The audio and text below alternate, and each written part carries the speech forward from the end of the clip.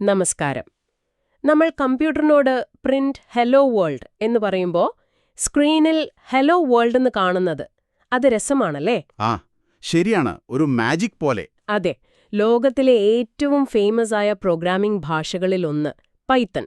അതിന്റെ തുടക്കം ഇത്ര സിമ്പിളാണെന്നുള്ളതാണ്. അതെ, ആ ലാളിത്യമാണ് പൈത്തണിന്റെ ഒരു പ്രധാന ആകർഷണം. പക്ഷെ ആ സിംപ്ലിസിറ്റിക്കപ്പുറം വലിയൊരു ലോകം തന്നെ ഉണ്ട് കേട്ടോ. തീർച്ചയായും. ഡേറ്റാ സയൻസ്, വെബ് ഡെവലപ്മെന്റ്, അങ്ങനെ പലതും. അതെ. അപ്പോ നിങ്ങൾ ഷെയർ ചെയ്ത പൈത്തൺ സ്റ്റഡി മെറ്റീരിയൽ വെച്ചിട്ട് എന്തുകൊണ്ടാണ് പൈത്തൺ ഇത്ര പോപ്പുലർ ആയതെന്നും അതിന്റെ ബേസിക് കാര്യങ്ങൾ എന്തൊക്കെയാണെന്നും പ്രത്യേകിച്ച് ഡേറ്റ കൈകാര്യം ചെയ്യുന്നതിൽ അതിന്റെ കഴിവ്, അതെല്ലാം നമുക്കൊന്ന് ആഴത്തിൽ നോക്കാമെന്ന്. ഇതൊരു മെറ്റീരിയൽ അനാലിസിസ് ആണ്.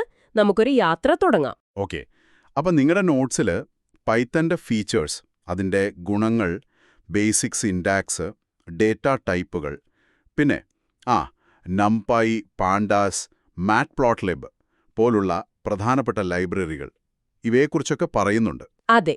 അപ്പോൾ ഇവ ഓരോന്നും എങ്ങനെ കണക്റ്റഡ് ആണ്, എന്തുകൊണ്ട് ഇതൊക്കെ പ്രധാനപ്പെട്ടതാവുന്നു എന്നൊക്കെ നമുക്ക് സംസാരിക്കാം. വളരെ നല്ലത്. അപ്പോൾ ആദ്യം തന്നെ പൈത്തണിനെ ഇത്ര സ്പെഷ്യൽ ആക്കുന്നത് എന്താണ്?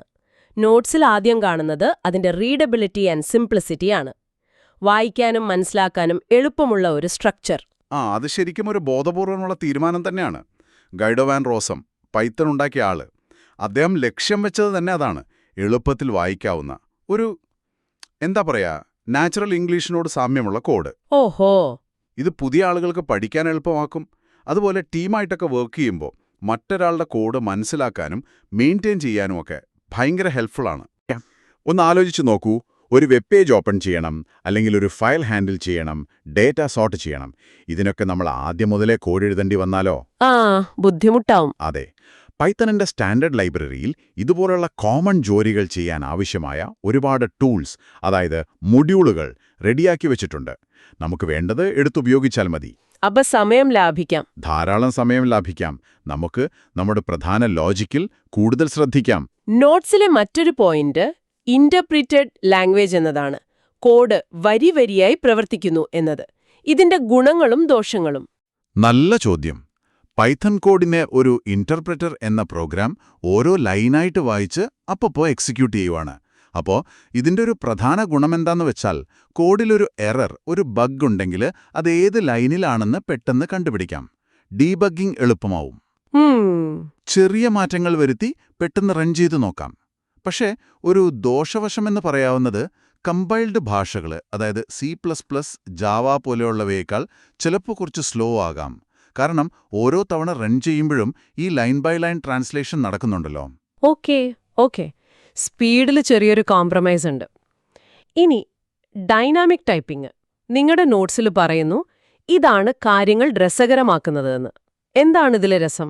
സാധാരണ മറ്റു പല പ്രോഗ്രാമിംഗ് ഭാഷകളിലും നമ്മളൊരു വേരിയബിൾ, അതായത് ഡേറ്റ സ്റ്റോർ ചെയ്യാനുള്ളൊരു പേരുണ്ടാക്കുമ്പോൾ അത് എന്ത് തരം ഡേറ്റയാണ് സ്റ്റോർ ചെയ്യാൻ പോകുന്നത്, നമ്പറാണോ ടെക്സ്റ്റ് ആണോ എന്നൊക്കെ ആദ്യമേ പറയണം.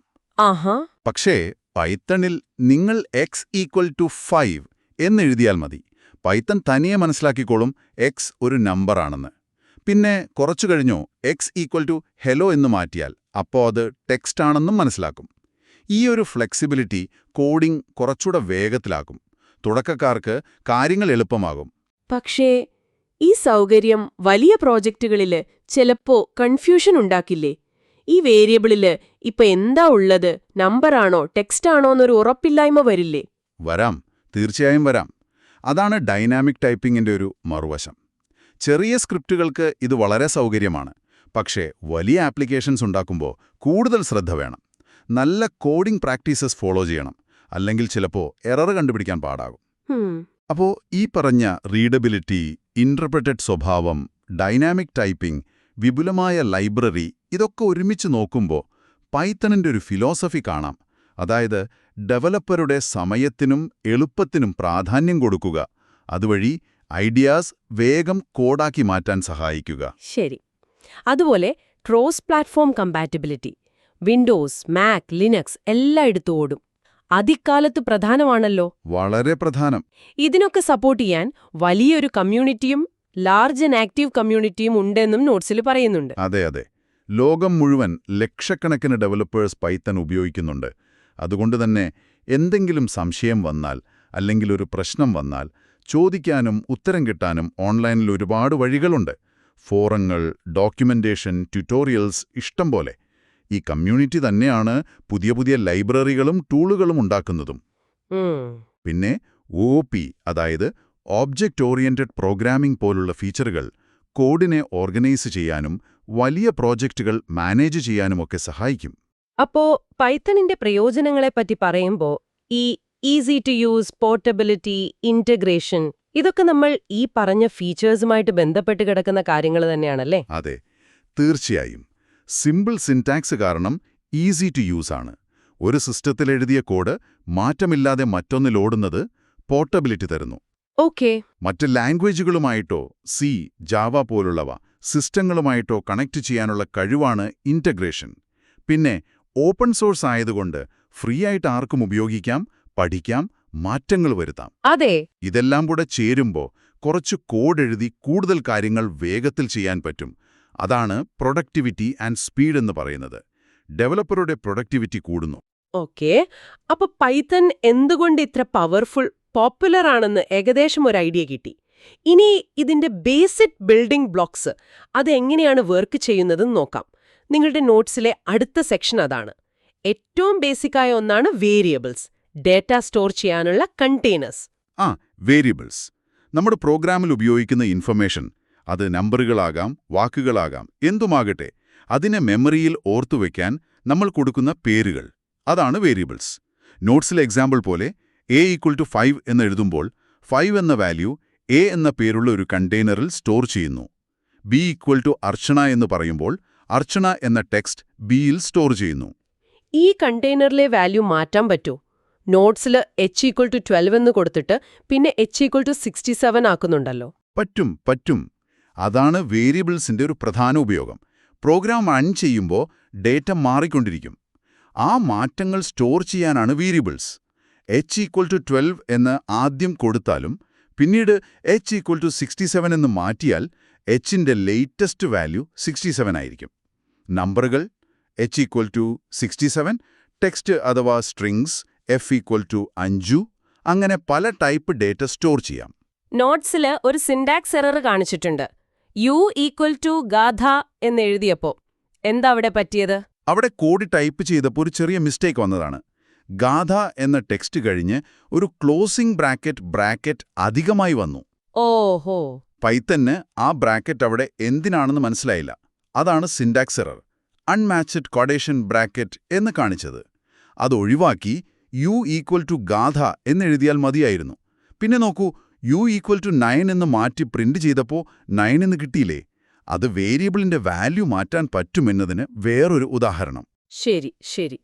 ഇനി ലോക്കൽ, ഗ്ലോബൽ വേരിയബിൾസ്, ഇത് കോഡിന്റെ സ്ട്രക്ചറിനെ എങ്ങനെയാണ് ബാധിക്കുന്നത്? ലോക്കൽ ഒരു ഫംഗ്ഷന്റെ ഉള്ളിലും ഗ്ലോബൽ പുറത്തുമാണെന്ന് നോട്ട്സിൽ പറയുന്നു. അതൊരു പ്രധാനപ്പെട്ട കോൺസെപ്റ്റാണ്. ഒരു ഫംഗ്ഷൻ എന്ന് പറഞ്ഞാൽ പ്രോഗ്രാമിനുള്ളിൽ ഒരു പ്രത്യേക ജോലി ചെയ്യുന്ന ഒരു ബ്ലോക്കാണല്ലോ.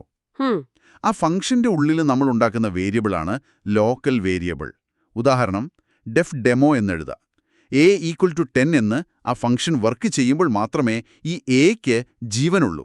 പുറത്തുനിന്ന് അതിനെ ആക്സസ് ചെയ്യാൻ പറ്റില്ല. ഓക്കേ. എന്നാൽ ഫംഗ്ഷനുകൾക്കെല്ലാം പുറത്ത് നമ്മുടെ മെയിൻ പ്രോഗ്രാമിൽ നമ്മൾ ഉണ്ടാക്കുന്ന വേരിയബിളാണ് ഗ്ലോബൽ വേരിയബിൾ. ഉദാഹരണം, a=10 എന്ന് പുറത്തെഴുതുന്നത്. ഇതിന് പ്രോഗ്രാമിലെ ഏത് ഫംഗ്ഷനും വേണമെങ്കിലും ഉപയോഗിക്കാം. അപ്പൊ പിന്നെ എപ്പോഴും ഗ്ലോബൽ ഉപയോഗിച്ചാൽ പോരെ? എവിടെ നിന്നും കിട്ടുമല്ലോ. എളുപ്പമല്ലേ? എളുപ്പമാണെന്ന് തോന്നും, പക്ഷേ അത് കുറച്ച് ഡേഞ്ചറസ് ആണ്.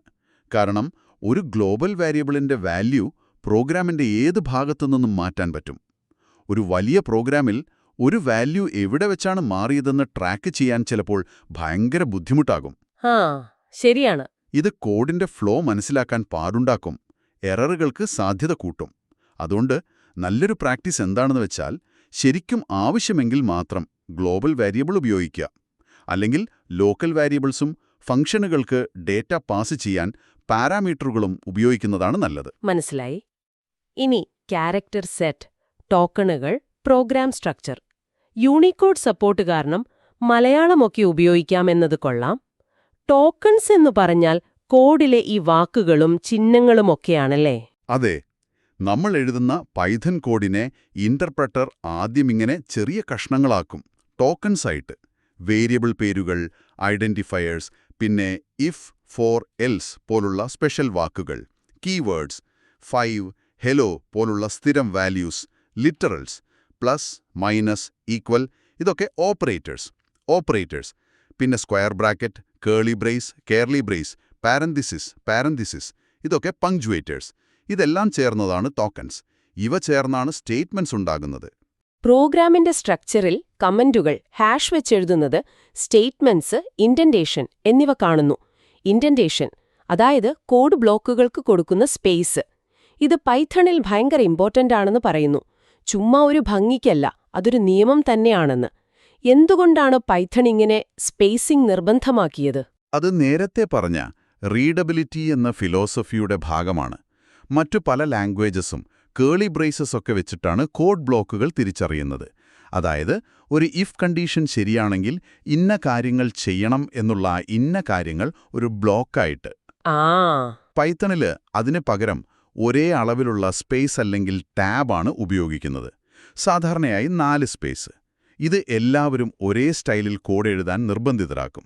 അപ്പോ കോഡ് വായിക്കാനും മനസ്സിലാക്കാനും എളുപ്പമാകും. അപ്പോ ഇൻഡന്റേഷൻ തെറ്റിയാൽ പൈത്തൺ സമ്മതിക്കില്ല. ഇൻഡന്റേഷൻ എറർ എന്ന് പറഞ്ഞ് എറർ കാണിക്കും. പ്രോഗ്രാം റണ്ണാവില്ല. അത് സിന്റാക്സിന്റെ ഭാഗമാണ്. കൊള്ളാം. അപ്പോ നിയമം വഴി തന്നെ ഒരു വൃത്തി ഉറപ്പാക്കുന്നു. ഇനി നമുക്ക് ഡേറ്റ ടൈപ്സിലേക്ക് കടക്കാം. ന്യൂമറിക് സംഖ്യകള്, സെറ്റ്സ്, സീക്വൻസ് ക്രമമുള്ളവ, മാപ്പിംഗ്, പിന്നെ നൺ ഒന്നുമില്ലായ്മ.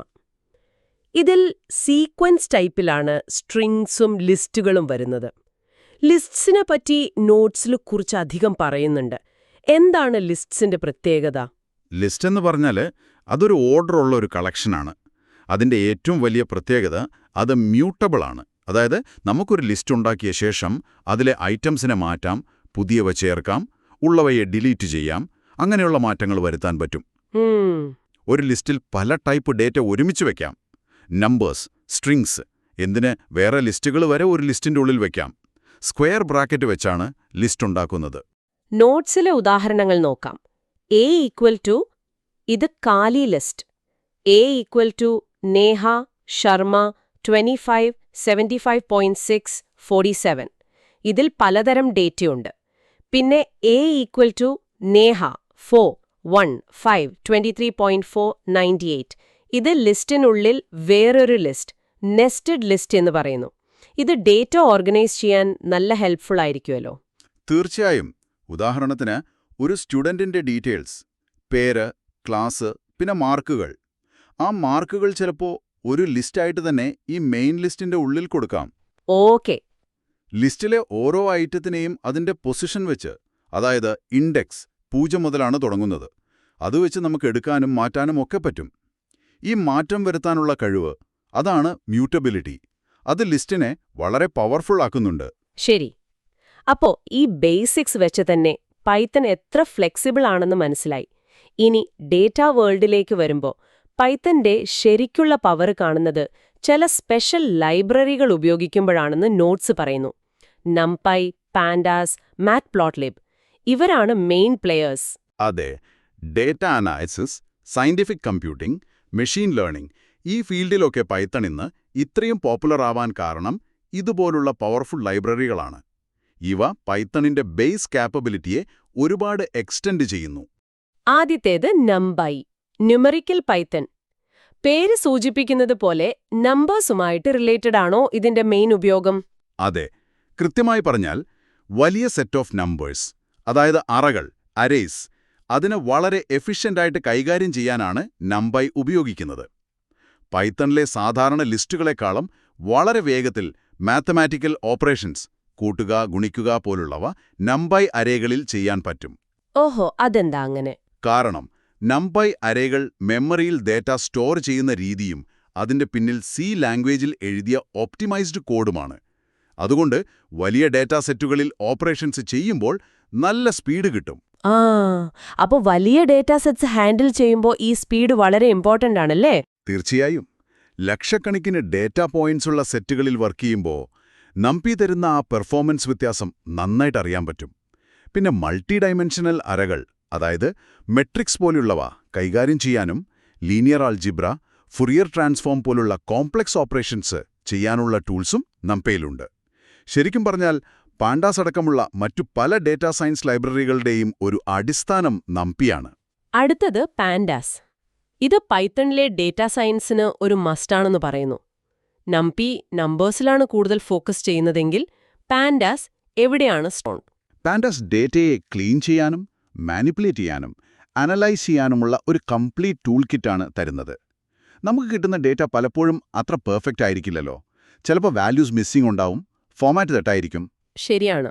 ഇതൊക്കെ ഹാൻഡിൽ ചെയ്യാനും പല സോഴ്സിൽ നിന്നുള്ള ഡേറ്റയെ ഒരുമിപ്പിക്കാനും നമുക്ക് വേണ്ട രീതിയിൽ ഡേറ്റയെ ഫിൽട്ടർ ചെയ്യാനും ഗ്രൂപ്പ് ചെയ്യാനും പുതിയ കാര്യങ്ങൾ കാൽക്കുലേറ്റ് ചെയ്യാനുമൊക്കെ പാൻഡാസ് ഭയങ്കരമായിട്ട് സഹായിക്കും.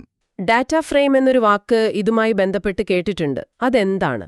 പാൻഡാസിലെ ഏറ്റവും ഇമ്പോർട്ടന്റ് ഡേറ്റാ സ്ട്രക്ചറാണ് ഡാറ്റ ഫ്രെയിം. നമുക്കൊരു എക്സൽ ഷീറ്റ് പോലെയോ അല്ലെങ്കിൽ ഡേറ്റാബേസിലെ ഒരു ടേബിൾ പോലെയോ ചിന്തിക്കാം. വരികളും നിരകളും റോസും കോളംസുമുള്ള ഒരു ടാബുലാർ ഡേറ്റാ സ്ട്രക്ചർ. ഓക്കെ. ഈ ഡേറ്റാ ഫ്രെയിം വെച്ചിട്ട് ഡേറ്റ കൈകാര്യം ചെയ്യുന്നത് വളരെ എളുപ്പമാണ്. CSV file, excel file, database, ഇതിൽ നിന്നൊക്കെ ഡേറ്റ ഡയറക്റ്റ് ആയിട്ട് ഡാറ്റ ഫ്രെയിമിലേക്ക് ലോഡ് ചെയ്യാനും തിരിച്ച് സേവ് ചെയ്യാനുമൊക്കെ പാൻഡാസിന് പറ്റും. ഡേറ്റ അനാലിസിസ് ചെയ്യുന്ന ഒരാളുടെ സ്വിസ് ആർമി നൈഫ് എന്ന് വേണമെങ്കിൽ പാൻഡാസിനെ പറയാം. കൊള്ളാം. അപ്പോ അനാലിസിസ് ഒക്കെ കഴിഞ്ഞു. ഇനി ആ ഡാറ്റയിലെ കണ്ടെത്തലുകൾ മറ്റുള്ളവർക്ക് മനസ്സിലാവുന്ന പോലെ കാണിക്കണ്ടേ? അവിടെയാണോ മാറ്റ്പ്ലോട്ട്ലിബിന്റെ റോള്? അതെ, അവിടെയാണ് മാറ്റ്പ്ലോട്ട്ലിബ് വരുന്നത്. ഡേറ്റയെ വിഷ്വലൈസ് ചെയ്യാൻ, അതായത് ചിത്രങ്ങളും ഗ്രാഫുകളുമാക്കി മാറ്റാൻ സഹായിക്കുന്ന ലൈബ്രറിയാണ് മാറ്റ്പ്ലോട്ട്ലിബ്. വെറുതെ കുറേ നമ്പറുകൾ നോക്കുന്നതിനേക്കാൾ എത്രയോ എളുപ്പമാണ് ഒരു ഗ്രാഫ് നോക്കി കാര്യങ്ങൾ മനസ്സിലാക്കാൻ, അല്ലേ? തീർച്ചയായും. ഡാറ്റയിലെ ട്രെൻഡ്സ്, പാറ്റേൺസ്, വ്യത്യാസങ്ങളൊക്കെ പെട്ടെന്ന് പിടികിട്ടും. അതെ, ഒരു ഗ്രാഫിലൂടെ അത് വ്യക്തമായി കാണിക്കാൻ പറ്റും. എങ്ങനെയുള്ള ഗ്രാഫുകളാണ് മാറ്റ്പ്ലോട്ട്ലിബ് വെച്ച് ഉണ്ടാക്കാൻ പറ്റുക? ഒരുപാട് തരം. ലൈൻ ചാർട്ടുകൾ, സമയമനുസരിച്ചുള്ള മാറ്റങ്ങൾ കാണിക്കാൻ. ബാർ ചാർട്ടുകൾ, പല ഗ്രൂപ്പുകളെ താരതമ്യം ചെയ്യാൻ. ഹിസ്റ്റോഗ്രാമുകൾ, ഡേറ്റ എങ്ങനെ ഡിസ്ട്രിബ്യൂട്ട് ചെയ്തിരിക്കുന്നു എന്ന് കാണാൻ. സ്കാറ്റർ പ്ലോട്ടുകൾ, രണ്ട് വേരിയബിൾസ് തമ്മിലുള്ള ബന്ധം കാണിക്കാൻ. അങ്ങനെ ബേസിക് ആയിട്ടുള്ളതും കുറച്ചുകൂടി അഡ്വാൻസ്ഡ് ആയിട്ടുള്ളതുമായ ഒട്ടുമിക്ക എല്ലാത്തരം ഗ്രാഫുകളും ചാർട്ടുകളും മാറ്റ്പ്ലോട്ട്ലിബ് വെച്ചുണ്ടാക്കാം. പാൻഡാസ് ഡേറ്റ ഫ്രെയിമിൽ നിന്നുള്ള ഡേറ്റ ഡയറക്റ്റായിട്ട് പ്ലോട്ട് ചെയ്യാനും ഇത് സപ്പോർട്ട് ചെയ്യും. അപ്പോ നമ്മളിന്ന് പൈത്തണിന്റെ പിന്നിലുള്ള ഐഡിയാസ്, അതിന്റെ ആ ഒരു സിംപ്ലിസിറ്റി, ഡെവലപ്പർ ഫ്രണ്ട്ലി അപ്രോച്ച്, അതിൽ നിന്ന് തുടങ്ങി വേരിയബിൾസ്, ലിസ്റ്റ്സ് പോലുള്ള ബേസിക് കാര്യങ്ങൾ, പിന്നെ അവസാനം നംപൈ, പാൻഡാസ്, മാറ്റ്പ്ലോട്ട്ലിബ് പോലുള്ള പവർഫുൾ ടൂൾസ് ഉപയോഗിച്ച് ഡേറ്റ വേൾഡില് പൈത്തൺ എങ്ങനെയാണ് കാര്യങ്ങൾ മാറ്റുന്നതെന്നും കണ്ടു. ഈ ഒരു വിശകലനത്തിൽ നിന്ന് പ്രധാനമായി ഓർത്തുവെക്കേണ്ട കാര്യമെന്താണ്? പൈത്തൺ പഠിക്കാൻ എളുപ്പമാണ്, എന്നാൽ അവിശ്വസനീയമാം വിധം പവർഫുൾ ആയിട്ടുള്ളൊരു ടൂളാണ് എന്നതാണ് ഏറ്റവും പ്രധാനപ്പെട്ട കാര്യം. അതിൻ്റെ ആ ഒരു ഫ്ലെക്സിബിലിറ്റിയും പിന്നെ ഈ പറഞ്ഞ പോലത്തെ വലിയ ലൈബ്രറി സപ്പോർട്ടും കാരണം നമ്മുടെ മനസ്സിലുള്ള ഒട്ടുമിക്ക എന്ത് ഐഡിയയും, അതൊരു വെബ്സൈറ്റോ ഗെയിമോ ഡേറ്റ അനാലിസിസോ AI മോഡലോ എന്തുമാവട്ടെ, അത് റിയാലിറ്റിയാക്കാൻ പൈത്തൺ സഹായിക്കും. ബേസിക്സ് മനസ്സിലാക്കിയാൽ പിന്നെ സാധ്യതകൾക്കൊരു ലിമിറ്റുമില്ല. നിങ്ങൾ ഷെയർ ചെയ്ത ഈ സ്റ്റഡി മെറ്റീരിയലിലെ കാര്യങ്ങൾ ഒരു ഓർഡറിൽ മനസ്സിലാക്കാൻ ഈ സംഭാഷണം സഹായിച്ചുവെന്ന് കരുതുന്നു. ഈ പറഞ്ഞ അടിസ്ഥാന കാര്യങ്ങൾ അറിയുന്നത് ചെറിയ ഓട്ടോമേഷൻ സ്ക്രിപ്റ്റുകൾ എഴുതാൻ മുതൽ വലിയ ഡേറ്റാ സെറ്റുകൾ അനലൈസ് ചെയ്യാൻ വരെ നിങ്ങൾക്ക് ഉപകാരപ്പെടും. വിവരങ്ങൾ വേഗത്തിൽ മനസ്സിലാക്കാനുള്ള ഒരു വഴികാട്ടിയായി ഇത് മാറിയെന്ന് വിശ്വസിക്കുന്നു. പിന്നെ നംപൈ, പാൻഡാസ്, മാറ്റ്പ്ലോട്ട്ലിബ് പോലുള്ള ടൂൾസ് ഡേറ്റ അനാലിസിസ് ഇത്ര ഈസിയാക്കുമ്പോൾ അത് നമ്മളെ പുതിയ ചോദ്യങ്ങൾ ചോദിക്കാൻ പ്രേരിപ്പിക്കണം ശരിക്കും. അതെ, അതൊരു നല്ല പോയിന്റാണ്. അപ്പോ നിങ്ങൾക്കായി ഒരു അവസാന ചിന്ത. നിങ്ങളുടെ കയ്യിലുള്ള ഏതെങ്കിലും ഡേറ്റയെപ്പറ്റി ആലോചിച്ചു നോക്കൂ. അത് നിങ്ങളുടെ ദിവസേനയുള്ള ചെലവുകളുടെ കണക്കായിരിക്കാം, സോഷ്യൽ മീഡിയ ഉപയോഗിക്കുന്ന പാറ്റേൺ ആയിരിക്കാം, കാലാവസ്ഥാ ഡേറ്റ ആയിരിക്കാം, എന്തുമാവട്ടെ. അതിൽ എന്ത് കഥയായിരിക്കും ഒളിഞ്ഞിരിക്കുന്നത്? ഈ പൈത്തൺ ടൂൾസ് വെച്ച് ആ ഡേറ്റയിൽ നിന്ന് എന്ത് പുതിയ ഇൻസൈറ്റ്സ്, എന്ത് പുതിയ അറിവ് നിങ്ങൾക്ക് കണ്ടെത്താൻ പറ്റും? ചുറ്റുമുള്ള ലോകത്തെ ഡേറ്റയിലൂടെ കൂടുതൽ നന്നായി മനസ്സിലാക്കാൻ പൈത്തൺ നിങ്ങളെ എങ്ങനെ സഹായിക്കും എന്നൊന്ന് ചിന്തിച്ചു നോക്കൂ.